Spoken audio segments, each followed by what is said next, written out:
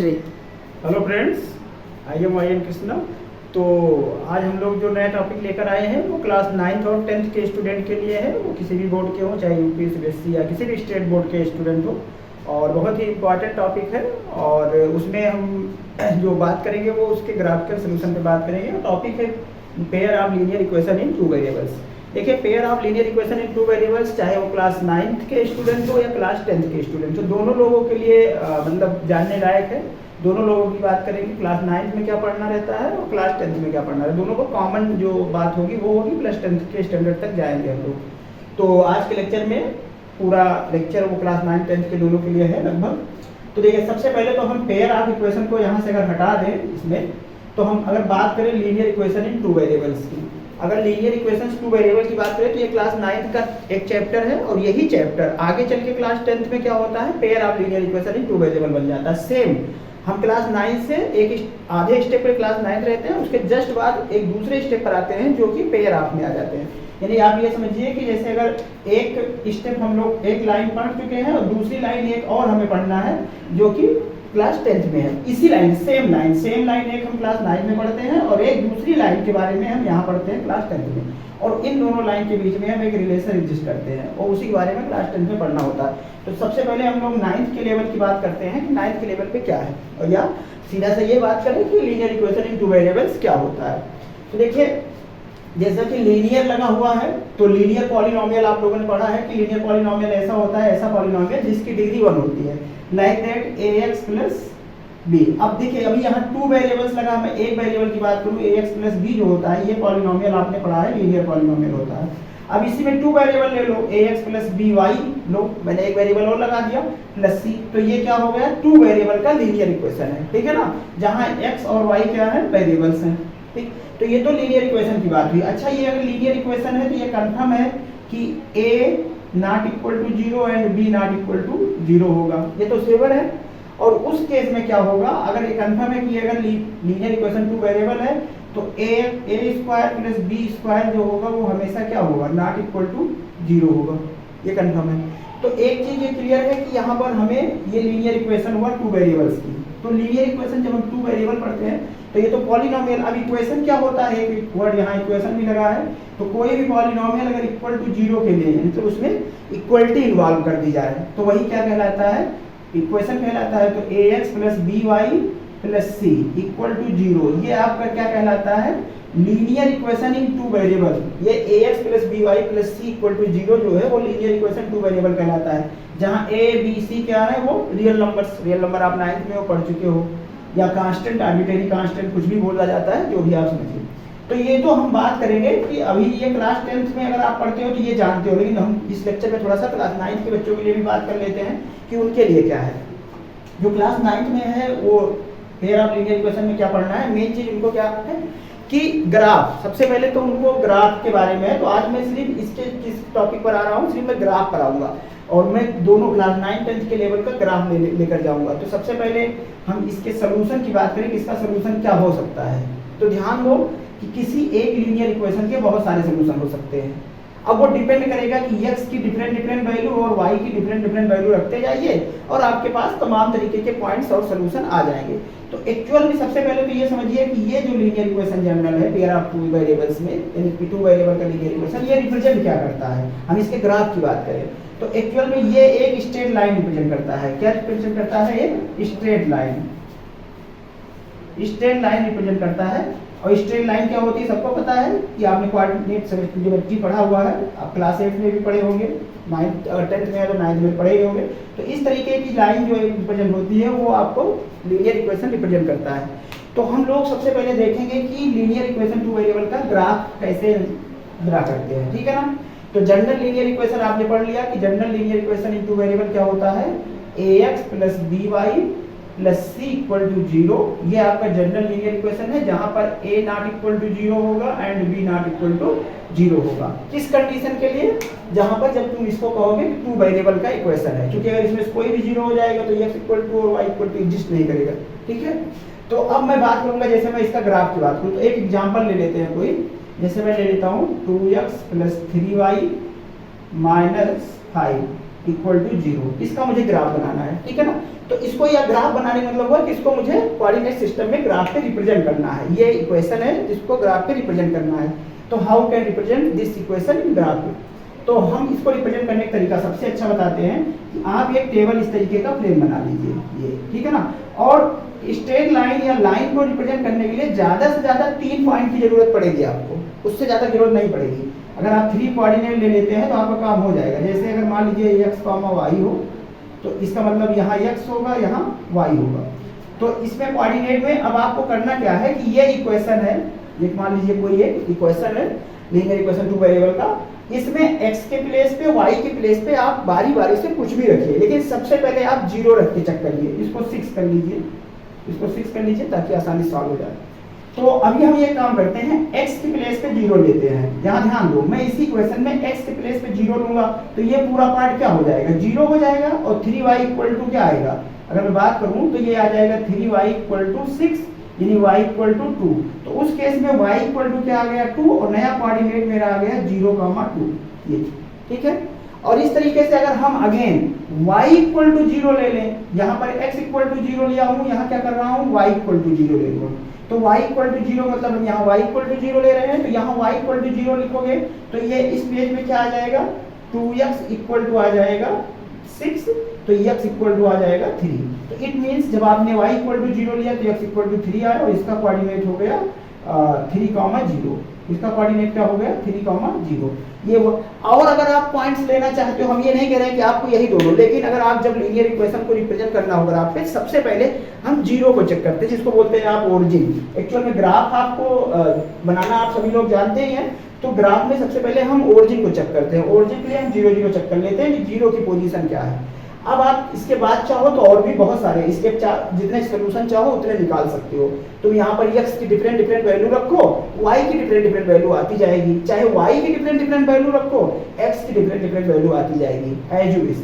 तो जैसे अगर मान लो हम यहाँ रख लें कि x इक्वल टू 1, एक पॉइंट और ले लेते हैं आपके उसके लिए। तो x इक्वल टू अगर मैं 1 ले लूँ तो उस केस में ये जो रिजल्ट आएगा, तो देखिए क्या आएगा, मैं यहाँ लिख दे रहा हूँ, x की जगह 1 रखे तो 2 into 1 आ जाएगा, प्लस 3y इक्वल टू 6, और यहाँ से 3y इक्वल टू क्या आ जाएगा, 6 माइनस, एक काम करो 3 ले लो ताकि ये आसानी से, नहीं यहाँ पर 2 है और 2 2 4, चलिए ऐसा ही रहने दीजिए, पॉइंट में आ जाएगा 2y इक्वल टू 6 माइनस 2, तो यानी 3y इक्वल टू आ जाएगा आपका 4। अब यही चीज है कि यहाँ से अब हमें ये पॉइंट निकालना है। अब ऐसा कोई पॉइंट लीजिए जिससे ये फ्रैक्शन ना आए। एक चीज ध्यान दो, जैसे 4/3 को हमें ग्राफ पे रिप्रेजेंट करने में दिक्कत होगी क्योंकि ये कटेगा तो है नहीं, ठीक है।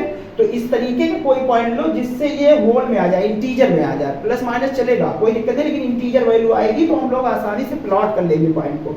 तो यहाँ जैसे मैंने 1 लिया, अब ये आपके ऊपर डिपेंड करता है, कोई फास्ट रूल नहीं है कि आप 1 ही लो, हम ऐसी कोई भी वैल्यू ले सकते हैं। जैसे मान लीजिए मैं क्या ले लूँ, आप जिससे 3 से कैंसिल हो, तो ऐसी कोई वैल्यू x की लेने से नहीं आई, y की वैल्यू ले लो। अभी y की वैल्यू अगर लोगे तो हम यहाँ से क्या रख सकते हैं, अगर y की वैल्यू या इसको रख लेते हैं, 4/3 आया है। अभी इसको अगर हम 3 हटाना चाहें तो कुछ भी अदर वैल्यू ले लीजिए आप, चाहे जो। तो मैं अगर यहाँ ले लूँ y की जगह पर अगला पॉइंट, जैसे एक पॉइंट मैं और ले लेता हूँ जिससे ये कैंसिल हो जाए। तो y की वैल्यू अगर हम ले लें, क्या 1 ले लें, चलिए y की वैल्यू 1 ले लेता हूँ। तो y की वैल्यू जब आप 1 लेंगे तो इसको अगेन मैं यहाँ सॉल्व कर दे रहा हूँ। देखिए ये 2x plus 3 into 1 equal to 6, तो 2x इक्वल टू आ जाएगा 6 माइनस 3, और x इक्वल टू क्या आ जाएगा 3, और इस केस में 3/2, तो आ जाएगा कितना 1.5। अब x की वैल्यू 1.5 आएगी, तो ये x की वैल्यू 1.5। इस तरीके से तुम जितने चाहो उतने पॉइंट ले सकते हो, लेकिन हमें इसकी कोई जरूरत नहीं। मैं आपको बता दूं, यहाँ मुझे अलग अलग सोल्यूशन नहीं निकाला। अगर आपसे ये कहता है कि find the 5 solution of linear equation, class 9th में है ये क्वेश्चन, अगर आप देखेंगे एनसीईआरटी में तो मिल जाएगा। अगर इस इक्वेशन में हमें 4 सोल्यूशन, 1 2 3 4 मैंने निकाल दिया, सोल्यूशन के केस में तो सही है, लेकिन प्लॉटिंग जब करना होगा, ग्राफ बनाना होगा, तो इस तरीके के पॉइंट्स को रिप्रेजेंट करने में दिक्कत होती है। इसलिए हम ऐसी कोई वैल्यू लेंगे जो इंटीजर पार्ट में आए, फ्रैक्शन पार्ट में ना हो, बस ये ध्यान देना। लेकिन सबसे पहले 2 ही पॉइंट से मेरा काम हो जाएगा। अभी देखिए मैं इसको यूज ही नहीं करूंगा, लेकिन सोल्यूशन पूछता है तो आप इस तरीके से और भी बहुत सारे सोल्यूशन निकाल सकते हो, ठीक है। तो आई होप कि ये आपको क्लियर हुआ होगा। चलिए हम इसके ग्राफ को देखने से पहले मैं आपको एक जानकारी बता दूं कि देखिए क्लास 9th और 10th के लिए आपको IN मैथ एकेडमी ऐप पे जो है इसी चैनल के नाम से एक ऐप चलता है, IN math academy app play store पे है, उसको आप डाउनलोड कर सकते हैं और उस पर आपको क्लास 9 10th की जो 2023 और 24 बैच के स्टूडेंट हैं उनका पूरा कंप्लीट कोर्स, लाइव क्लास और सारे डेमो क्लास जो भी चीज़ें हैं उस पर आपको पूरी जानकारी और सारे क्लास कंप्लीट कोर्स मिलेंगे, ठीक है। और उसको अगर आप चाहें तो ऐप डाउनलोड करके उसको ज्वाइन कर सकते हैं। अभी वो कंप्लीट कोर्स में आपको अगर वीडियो लाइव क्लास मिलेगी, अगर मान लीजिए किसी वजह से आप क्लास नहीं ले पाते हो तो आपको रिकॉर्डेड फॉर्म में वीडियो मिल जाएगी। क्लास हर चैप्टर का टेस्ट मिलेगा, हर चैप्टर का क्लास नोट्स मिलेगा पूरा रिकॉर्डेड फॉर्म में। और जब तक बोर्ड का क्लास 10th में जो स्टूडेंट है उनका बोर्ड तक, जब तक मैथ का पेपर नहीं होगा तब तक उसकी पूरी वैलिडिटी चलेगी। तो अगर कोई और जानकारी चाहिए तो आप इस नंबर पे कांटेक्ट कर सकते हो 9140539200 पर, ठीक है। इस पे आप कॉल या मैसेज करके आप डिटेल ले सकते हैं अगर किसी को कोर्स ज्वाइन करने में दिक्कत होती है तो चलिए हम लोग इस पॉइंट्स को प्लॉट करते हैं। सबसे पहले तो हमें 2 पॉइंट की जरूरत होगी प्लॉट करने के लिए, हम इसको प्लॉट करते हैं, मतलब इसके ग्राफ की बात करते हैं कि इसका ग्राफ क्या आएगा, ठीक है ना।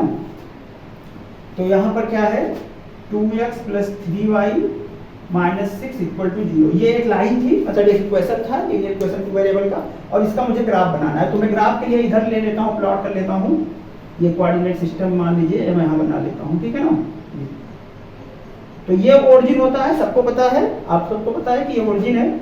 यहाँ पर ये y डैश y होता है, ये y डैश होता है, ये x होता है, ये x डैश होता है, ठीक है ना।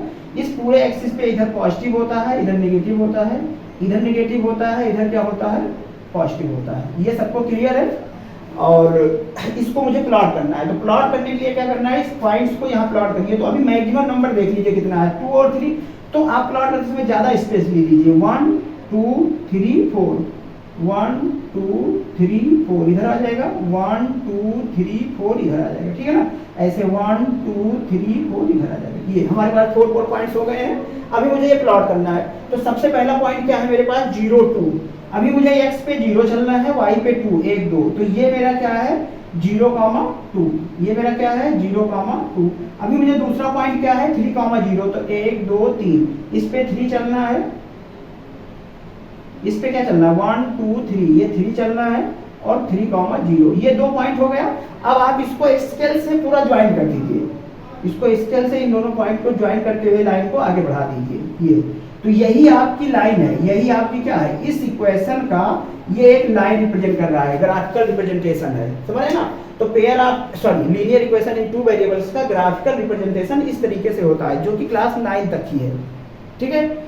अब हमें क्लास 9 तक के तो ये ग्राफ पे कैसे रिप्रेजेंट किया जाता है लीनियर इक्वेशन को ये सीख चुके हैं, ठीक है। अब हम क्लास 10th में आते हैं। तो क्लास 10th में क्या हो जाता है, सेम आपको यही क्वेश्चन सब कुछ कंटिन्यू चलता है, हम उसके ग्राफ पे आते हैं। तो आई होप कि ये आपको क्लियर हुआ होगा। तो चलिए हम लोग इसके आगे बढ़ते हैं कि इसके आगे आगे क्या है, ठीक है ना। तो क्लास 10th के लेवल पर आते हैं और उसको और आगे बढ़ाते हैं इस चीज को, ठीक है। उससे पहले एक छोटी सी जानकारी और देख लीजिए, ग्राफ के ही रिस्पेक्ट में है कि लीनियर इक्वेशन के ग्राफ में 2-3 बातें होती हैं जो कि आपको पहले से जब आप कोऑर्डिनेट ज्योमेट्री पढ़ोगे तो वहां शायद बताया जाएगा। देखिए अगर कोई लाइन y एक्सिस के पैरेलल है, अगर कोई लाइन y एक्सिस के पैरेलल है तो दैट इज मींस कि यहाँ पर y कोऑर्डिनेट जो होगा वो 0 होगा और x कोऑर्डिनेट की मान लो ये a डिस्टेंस है और x इक्वल टू क्या है a है इस केस में। तो अगर कोई लाइन क्या है y एक्सिस के पैरेलल है तो वहां पर क्या होगा y 0 होगा, ठीक है ना। ऐसे अगर कोई लाइन x एक्सिस के पैरेलल है तो वहां पर x इक्वल टू 0 है, यहाँ क्या है x इक्वल टू 0 है और ये पॉइंट अगर मान लो यहाँ से यहाँ तक b है तो y इक्वल टू क्या है b है, ये तो ठीक है ना। ये 2 कंडीशन जो है याद रखिएगा, क्योंकि आपके 10th के बोर्ड में इस तरीके से क्वेश्चन एक आया था MCQ क्वेश्चन में कि अगर कोई जैसे मान लीजिए यहाँ से कहा कि find the solution of x equal to -7 and y equal to 4। तो इसका पॉइंट का सॉल्यूशन 2 लाइन था, ये लीनियर इक्वेशन, इसका सॉल्यूशन पूछा था। सिंपल सा ग्राफ बनता है ऐसे ही, और ये दोनों -7 और 5 क्या हो जाते -7, 4। तो ये ग्राफिकल रिप्रेजेंटेशन का ये क्वेश्चन आपको आया था। तो ये भी एक छोटी सी जानकारी थी। चलिए हम लोग आ जाते हैं pair of linear equation in 2 variables. तो pair of linear equation 2 variables के लिए हम लोग देखिए अभी ये क्लास 9th में तो हम लोग लीनियर इक्वेशन पढ़ चुके, अभी मैं इसको क्लास 10th तक ले जाना चाह रहा हूँ। अभी पेयर ऑफ लीनियर इक्वेशन की बात कर रहे हो तो pair of linear equation in two variable क्या होता है? Pair of linear equation in two variables, ये ठीक है। अब pair of linear equation in two variables में क्या है? अभी मैंने एक बताया कि जनरल इक्वेशन आपने लिखा था ax + by + c = 0, ये आपने linear equation in two variable लिखा। अभी मैं इसको थोड़ा सा जनरलाइज करता हूँ, समझ रहे ना? अभी क्या है कि पेयर मतलब होता है जोड़ा। पेयर मतलब क्या होता है? जोड़ा। जोड़े के लिए कंफर्म है कि हमारे पास दो लाइनें होनी चाहिए, दो इक्वेशन होना चाहिए, ठीक है ना? जैसे आप शादी जोड़ा जो होता है ना, तो उस तरीके से शादी जोड़ा भी बिना दो लोगों के नहीं होता है। तो ऐसे ही आप समझिए कि अभी आपने 9th में अलग अलग चीज़ों को पढ़ा है, चाहे उसको आप समझ सकते हैं कि लड़का लड़की पढ़नी है। अभी आप जब 10th में आ रहे हो तो आपको उसकी शादी के जोड़े की तरह पढ़ना है। तो अभी यहाँ पर हम इसके दो जोड़े बना लेते हैं। इसके क्या कर लेते हैं, एक फैमिली है उसके दो जोड़े बनाते हैं। तो देखिए a1x + b1y + c1 = 0, ये पहला जोड़ा मान लेता हूँ। और एक दूसरा जोड़ा बना लेता हूँ a2x + b2y + c2 = 0। ये मैंने आपको क्या किया, दो लीनियर इक्वेशन यहाँ से निकाल लिया, ठीक है ना? ये जनरल फॉर्म में से एक दो लीनियर इक्वेशन मैंने निकाला। इन्हीं दोनों को pair of linear equation in two variable बोलते हो, जनरल फॉर्म। ध्यान दो, आप जब तक पढ़ोगे पूरा इसी फॉर्म में पढ़ोगे, पूरा इसी दोनों के बारे में हम पढ़ेंगे। ये तो क्लास 9th में स्टैंडर्ड फॉर्म था, उसको मैंने बताया। अभी यहाँ पर मैं क्लास 10th में इसके बारे में पढ़ रहा हूँ। और यहाँ भी वही केस कि यहाँ पर a1, यहाँ पर ध्यान दीजिए कि a1² + b1² not equal to 0 होना चाहिए, a2² + b2² not equal to 0 होना चाहिए। ये कंफर्म जानिए आप, ठीक है ना? ये कंडीशन सेटिस्फाई होनी चाहिए। लाइक दैट इसका मतलब ये कह रहा है कि a1 not equal to 0, b1 not equal to 0, a2 not equal to 0, b2 not equal to 0। किस केस में? इसका मतलब यही है कि अगर 0 होगा तभी ये स्क्वायर 0 आएगा, वरना 0 तो आएगा नहीं किसी केस में भी। तो 0 नहीं है, इसका मतलब कंडीशन ये शो करता है। तो इसी को हम क्या कहते हैं, pair of linear equation in two variable in general form. अब मुझे इसके ग्राफ के बारे में पढ़ना है। क्लास 10th का कोर्स यही से जस्ट स्टार्ट होता है। सबसे पहले आप linear equation to pair of linear equation पढ़ते हो, और उसके जस्ट बाद उसके ग्राफिकल सॉल्यूशन या ग्राफिकल रिप्रेजेंटेशन के बारे में पढ़ते हो। तो हम लोगों को अभी क्लास 9 में हमने पढ़ा कि ये दोनों लाइन अलग अलग स्ट्रेट लाइन रिप्रेजेंट करेगी। क्या करेगी? स्ट्रेट लाइन रिप्रेजेंट करेगी। दोनों लाइनें अलग अलग क्या करेंगी? स्ट्रेट लाइन रिप्रेजेंट करेंगी। तो अगर ये दोनों लाइन अलग अलग स्ट्रेट लाइन रिप्रेजेंट कर रही है, तो हम लोग याद हो क्लास 8 तक भी या उससे पहले भी या क्लास 9 में भी आप सबने पढ़ा है, या 10th में आ गए हो तो आपको अच्छे से क्लास 9 में लाइन एंड एंगल चैप्टर में सब कुछ लाइन के बारे में बताया गया है। तो सबसे पहले हम देख लेते हैं कि दो लाइनों की कंडीशन कैसी होती है, ये हम देखते हैं। एक बार थोड़ा सा हम समझने की कोशिश करते हैं कि दो लाइन अगर लिया जाए तो उनकी क्या क्या कंडीशन हो सकती है प्लेन फिगर। तो देखिए दो लाइन लोगे तो तीन कंडीशन आपने पढ़ा होगा क्लास 9 में। एक ये होगा कि ये मान लो L1 है, ये L2 है। यहाँ ये दोनों लाइन को मैं नाम दे देता हूँ। ये मान लो क्या है, L1 है, ये लाइन क्या है, L2 है, ठीक है ना? तो इन दोनों लाइन में पहला केस ये होगा कि दोनों लाइन एक दूसरे को इंटरसेक्ट करेंगी। दूसरी केस में ये होगा कि दोनों लाइन इंटरसेक्ट ना करें। अगर दोनों लाइन इंटरसेक्ट नहीं कर रही हैं तो कंफर्म है कि ये दोनों क्या होंगी, पैरेलल होंगी। और तीसरे केस ये हो सकता है कि ये दोनों लाइन कोइंसाइड कर जाए। लाइक दैट एक लाइन है L1, अब इसी पर एक लाइन L2 हो जाए। ये मान लो यहाँ तक L1 है और इसी पर एक लाइन और आके दूसरी लाइन इसी पे कोइंसाइड कर गई और वो हो गई L2, ठीक है ना?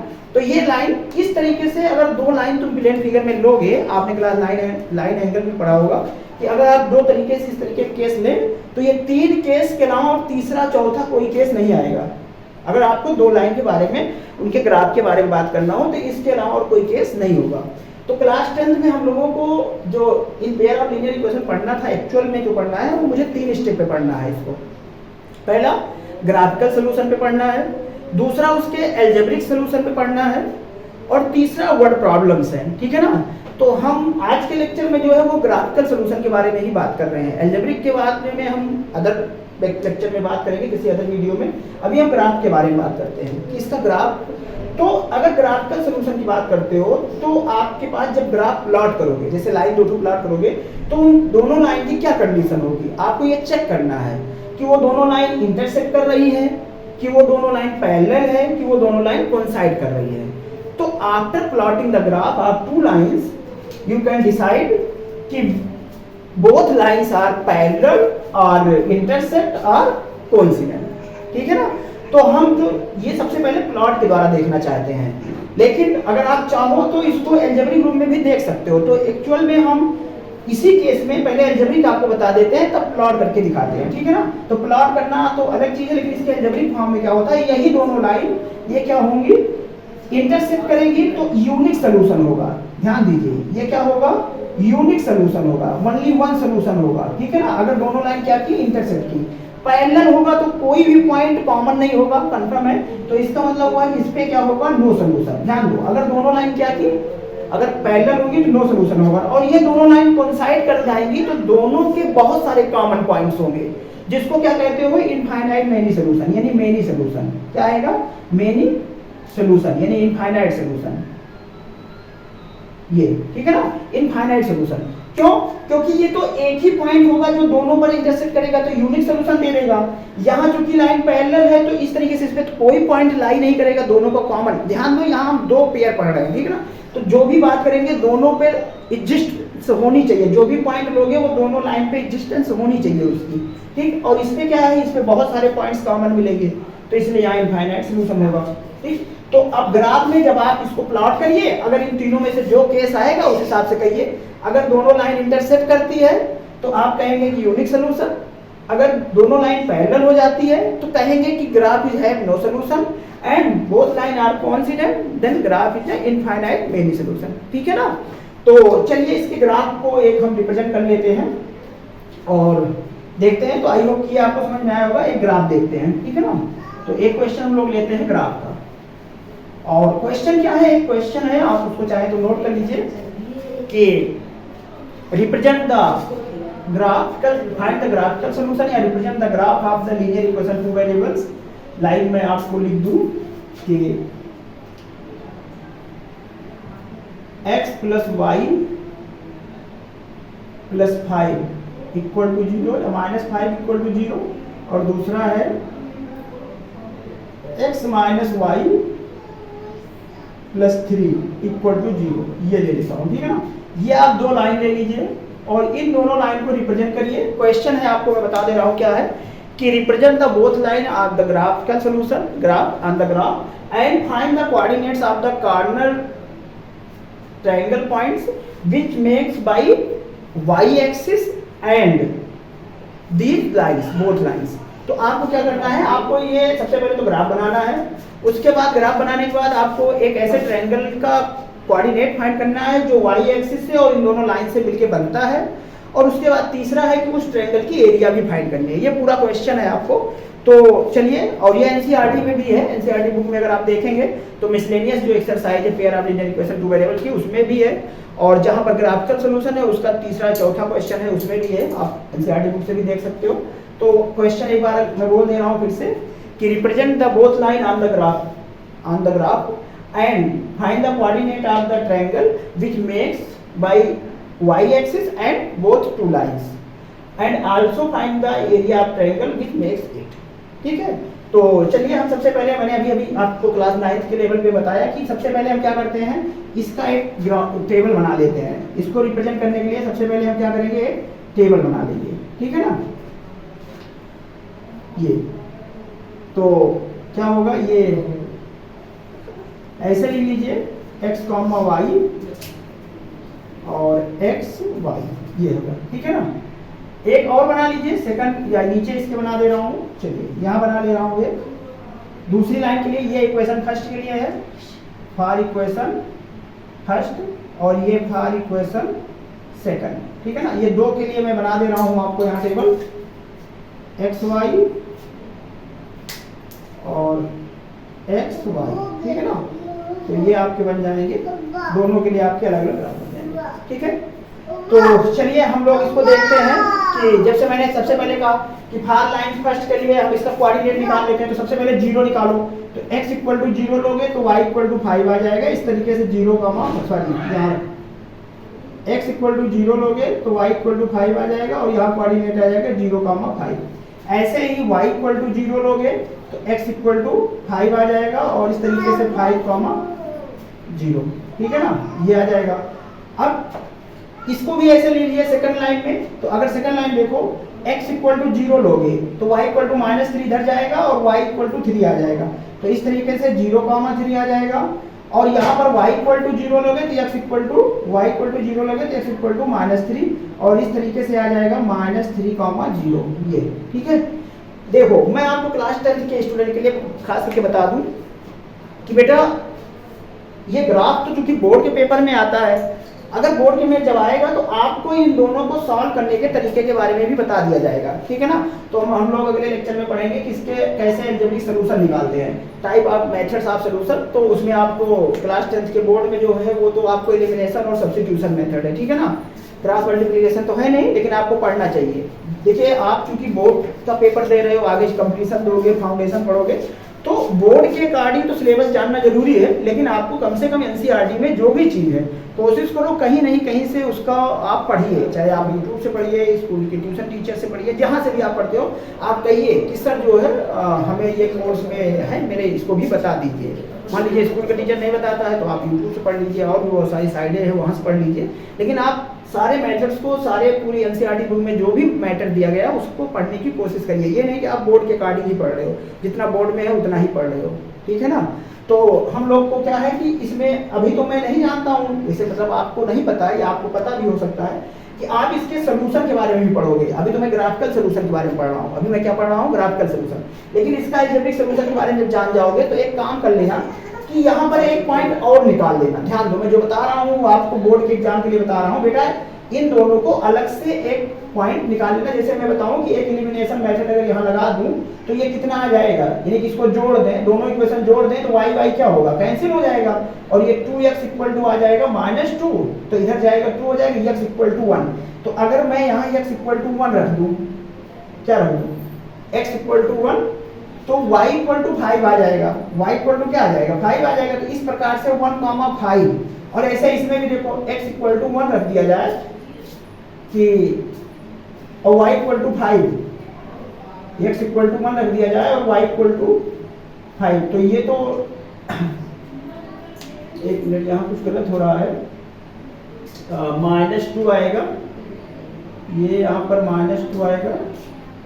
इसको सिंप्लीफाई करोगे जब दोनों इक्वेशन को, देखिए जोड़ने से सॉल्व कर रहे हो तो यहाँ -2 आ जाएगा और यहाँ पर 2 आ जाएगा, यानी कि 2x, तो 1 आएगा, ये क्या आ जाएगा, 1 आ जाएगा। तो यहाँ गलत हो रहा है, एक मिनट, आप x इक्वल टू 1 रख रहे हो, तो x इक्वल टू 1 रख रहे हो तो 5 उधर जाएगा तो 1 जाएगा तो 4 आएगा, ये कितना आ जाएगा, 4 आ जाएगा। ठीक है ना, तो 1,4 आ गया।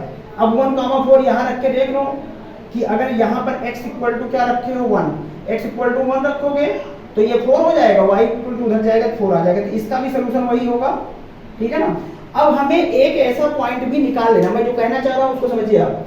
मैं ये कह रहा हूँ कि आप जब इसको बोर्ड में पेपर देने जाओगे तो आप इसके सोल्यूशन को जानते रहते हो, लेकिन अगर बोर्ड में ये पूछा है find the graphical solution of the these lines, तो अगर आप इसके सोल्यूशन को अलग से निकाल लो किसी भी मेथड से और यहाँ पॉइंट वो प्लॉट कर लेना जो सोल्यूशन है एग्जैक्ट में, जो ऐसी वैल्यू जो दोनों इक्वेशन के लिए सेटिस्फाई कर रही हो।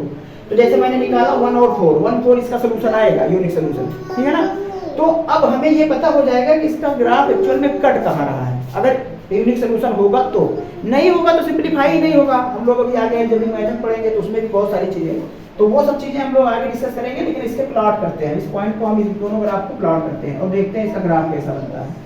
ठीक है ना, तो देखिए प्लॉट करते समय आपको ये देखना है कि मैक्सिमम पॉइंट्स क्या है, 5 है, 3, तो मैक्सिमम पॉइंट्स 5 है तो 5 बना लीजिए, 1 2 3 4 5, 1 2 3 4 5, 1 2 3 4 5, 1 2 3 4 5, ये आप 5 बना लिए। अब इसको प्लॉट कर लीजिए, 1 2 3 4 5, 1 2 3 4 5, 1 2 3 4 5, माइनस माइनस माइनस माइनस, जैसे -1 -2 -3 -4 -5, ये आप प्लॉट कर लिए। अब इसको पॉइंट को प्लॉट करिए, चलिए लाइन फर्स्ट के लिए 0,5, x पे 0 y पे 5, ये 0,5 आ गया। चलिए अभी अगला है 5,0, तो x पे 5 y पे 0, तो 5,0। अब इसको ज्वाइन कर दीजिए, इसको क्या कर दीजिए, इसको ज्वाइन करते हुए आगे बढ़ाइए और इक्वेशन फर्स्ट का है, ये लाइन क्या है, इक्वेशन फर्स्ट के लिए है। ठीक है, ऐसे दूसरी लाइन पर आ जाइए, 0,3, ये 0,3, ये क्या है 0, ये पॉइंट है 0,3 पर, ठीक है ना। और दूसरा पॉइंट है -3,0, ये है -3,0, इसको भी ज्वाइन कर दीजिए, इसको भी आप ज्वाइन कर दीजिए। देखिए स्केल से कोशिश करिएगा कि स्केल से ज्वाइन कर दीजिएगा, सीधी लाइन खींचिएगा तो ये आ जाएगा 0, अभी यहाँ देखो ये जो इंटरसेक्शन पॉइंट आया, इंटरसेक्शन पॉइंट, मान लो ग्राफ बनाने में थोड़ा सा ऊपर नीचे हो जाता, वैसे तो होना चाहिए कि यहाँ पर शो करना चाहिए। अब ये ग्राफ का ये सोल्यूशन है, ग्राफिकल सोल्यूशन का मतलब हुआ ये इंटरसेक्शन पॉइंट, और ये इंटरसेक्शन पॉइंट कितना है देखो 1,4 है कि नहीं है। अब ये सही है कि गलत है ये कैसे जानोगे आप, जब आप यहाँ पर इसको सॉल्व करके लिखे रहोगे। अब देखिए मैंने अभी इसको सॉल्व किया था तो 1,4 ही आया था, अभी यहाँ भी इसका सोल्यूशन कितना आ गया 1,4, तो इसका मतलब मैंने प्लॉटिंग सही की है। मैं ये कह सकता हूँ कि मैंने प्लॉटिंग क्या की है, सही की है। ये सेकंड इक्वेशन है तो यहाँ सेकंड इक्वेशन डाल दो, ठीक है ना। ये L2 है और ये L1 है, ये दोनों लाइनें हैं, ठीक है। तो इस तरीके से ये तो ग्राफिकल रिप्रेजेंटेशन हुआ, या ग्राफिकल सोल्यूशन भी कह सकते हो, हमें पॉइंट यही जो है ग्राफिकल सोल्यूशन हुआ। लेकिन अभी मैंने इसमें आपको एक क्वेश्चन पूछा था, find the coordinate about the Y axis and this line boundary region. तो बाउंड्री रीजन देखो अगर इनका, तो एक ये और एक ये, तो ये जो रीजन है यही क्या है इसका बाउंड्री रीजन है एक्चुअल में, और इसके कोऑर्डिनेट आपने निकाले ही हैं। तो अगर मान लो ये A है, ये B है, ये C है, तो अभी यहाँ पर इसके बाउंड्री रीजन के जो कोऑर्डिनेट ऑफ बाउंड्री रीजन होगा, कोऑर्डिनेट ऑफ बाउंड्री रीजन, तो क्या आएगा A इक्वल टू आ जाएगा 0,5, B इक्वल टू आ जाएगा 0,3 एंड C इक्वल टू आ जाएगा 1,4। ये तो हो गया कोऑर्डिनेट। लेकिन एक क्वेश्चन और मैंने आपसे कहा कि find the area of the triangle, find the area of the triangle. तो find the area of triangle कैसे निकलेगी, आप देखो यहां से यहां तक का बेस, तो आपको पता है कि एरिया ऑफ ट्रायंगल क्या होता है, अगर आप जानिए तो एरिया ऑफ ट्रायंगल क्या होता है, आपको शायद पता है सबको। एरिया ऑफ ट्रायंगल क्या होता है, half base into height, half base into height area of triangle होता है, ये सबको पता है। तो यहां पर अगर देखो तो बेस कितना है, मैं लिखना चाहूंगा AB, और हाइट कितना है ये, अगर मैं मान लो इसको M कर दूं तो MC, यहाँ क्या है हाइट, तो हाफ AB इंटू MC। अब इसकी डिस्टेंस के बारे में सोचो, AB कितना है देखो बाबू को यहाँ, तो देखो AB यानी कि A से यहाँ तक 5 है और यहाँ तक 3 है, तो AB कितना आ जाएगा 2, AB कितना आ जाएगा 1/2 इंटू 2, और MC का मतलब हुआ यहाँ से यहाँ तक की डिस्टेंस, यानी कि X ये जो डिस्टेंस चलेगा कितना 1 यूनिट, ये वाली डिस्टेंस ये, तो ये कितना चलेगा 1 यूनिट, तो 2 से 2 कैंसिल हुआ इक्वल टू 1 स्क्वायर यूनिट। लिखना नहीं भूलिएगा, देखिए अगर आप नहीं लिखोगे सही तो आंसर फिर 1 नंबर का पक्का है। स्टेप मार्किंग है सीबीएसई बोर्ड में, अगर आप स्टेप सही लिखोगे तो फुल नंबर मिलेगा, स्टेप कोई भी डाउन फॉल करोगे तो आपका नंबर कटना ही कटना है। तो अगर एरिया में आपने स्क्वायर यूनिट नहीं लगाया है तो कंफर्म है कि नंबर आपको फुल नहीं मिलेगा, चाहे जितना पूरा सही लिख दिए हो, ठीक है ना। तो ये तो बात हुई कि इसकी एरिया की। तो ये एक बहुत इंपॉर्टेंट क्वेश्चन है जो कि आपकी एक्सरसाइज में है, उस पर मैंने डिस्कस किया।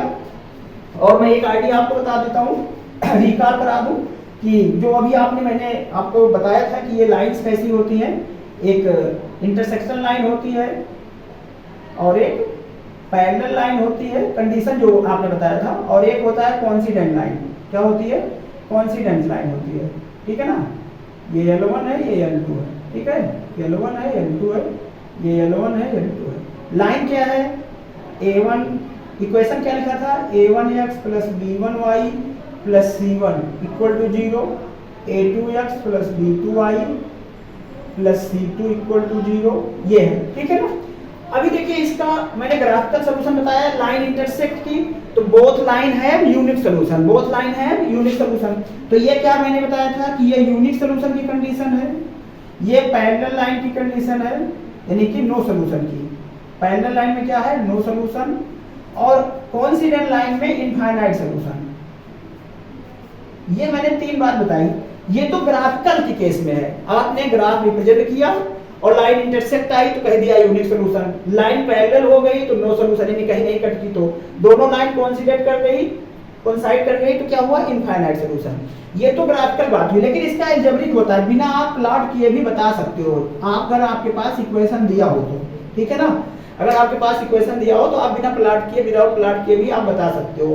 क्या चीज कि अगर यूनिक सोल्यूशन होगा तो ये कंडीशन है a1/a2 not equal to b1/b2 होना चाहिए, और अगर नो सोल्यूशन है तो a1/a2 equal to b1/b2 not equal to c1/c2 होना चाहिए, और अगर इनफाइनाइट सोल्यूशन है तो a1/a2 equal to b1/b2 equal to c1/c2, ये कंडीशन होनी चाहिए। तो ये आप एल्जेब्रिक फॉर्म, इसको कौन सा सोल्यूशन बोलते हैं? एल्जेब्रिक सोल्यूशन या एल्जेब्रिक कंडीशन।